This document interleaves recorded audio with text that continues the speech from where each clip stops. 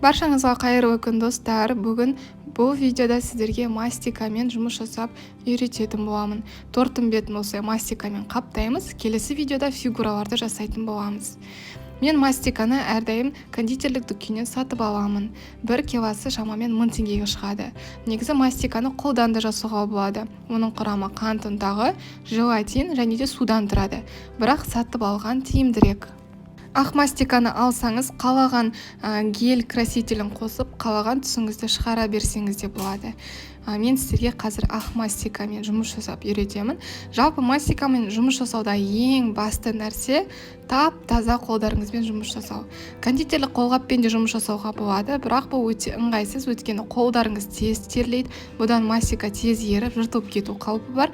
Және де фигураларды жасаған кезде қолғаппен ыңғайсыз және фигураларыңыз дұрыс шықпай қалуы мүмкін. Сол себептен де қолдарыңыз тап-таза, міндетті түрде құрғақ болу керек, су болмау керек, май болмау керек, дақ болмау керек. Тап-таза қолдарыңызбен қамырмен жұмыс жасағандай мастиканы да дәл солай жұмыс жасаймыз. Мастиканы алдымен кішкене жұмсартып аламыз, қолыңызбен осылай кішкене ысып, елеп, содан соң қамыр сияқты оқтаумен жаямыз.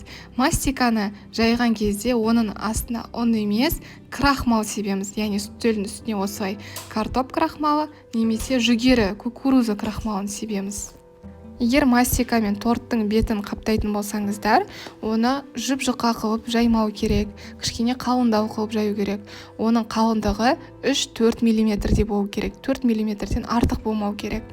Әйтпесе, егер жұп-жұқа қылып жаятын болсаңыздар, сіздердің мастикаларыңызды торттың бетіне жайған кезде жыртылып кету қаупі бар. Сонымен қатар, егер қолдарыңызда кішкене терлеп, ыстық болып тұрған болса, ол да кішкене еріп, тез жыртылып кетеді. Сол себептен де тап-таза қолдарыңызбен кішкене қалыңдау, яғни 3-4 мм-де қылып жаямыз.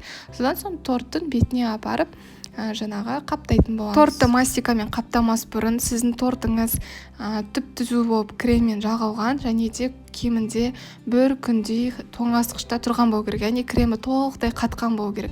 Егер кремі жаңадан жағылған торт болып, оның бетін мастикамен қаптайтын болсаңыздар, онда бұл жерде де мастикаңыз жаңағы қисық болып, кішкене езіліп, тортыңызда қисық болып кету қаупі бар. Сол себептен де кремін ең бірінші жақсылап формасын ұстайтындай қатырып алып, тоңазытқышта ұстасаңыздар жеткілікті, 1 күндей, жарты күндей.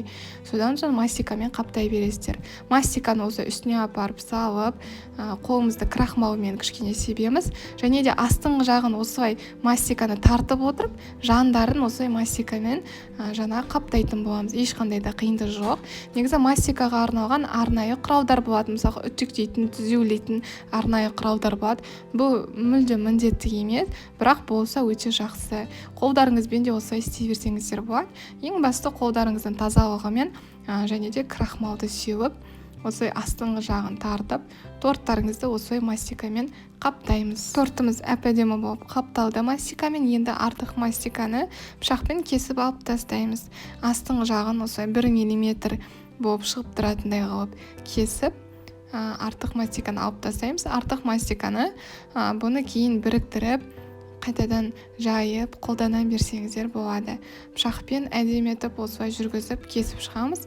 Ең бастысы қисық емес, түзу қылып кесуге тырысыңыздар, және де кішкене 1 мм-ден асатындай қылып кесіңіздер. Егер қатты кесіп жіберсеңіздер, онда торттарыңыздың астыңғы жағы жартысы кремі көрініп, жартысы мастикамен қапталып, әдемі емес болып қалуы мүмкін.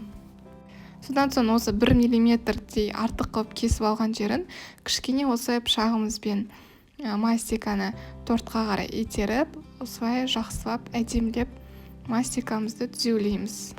Міне біз тортымызды әп-әдемі болып мастикамен қаптадық. Ешқандай да қиындығы жоқ. Келесі жолы, егер сіздерге қызық болса, біздің мастикамызды баланы 40-нан шығаруға арналған жаңағы фигуралармен әсемдеп көрсететін боламын. Егер рецепті керек болса, комментарийге жазыңыздар. Міне осындай торттың жасауын көрсетемін. Бұның барлығы мастикамен дайындалады. Видеоны соңына дейін қараған болсаңыздар, лайк қойып, каналға тіркеліп қойыңыздар.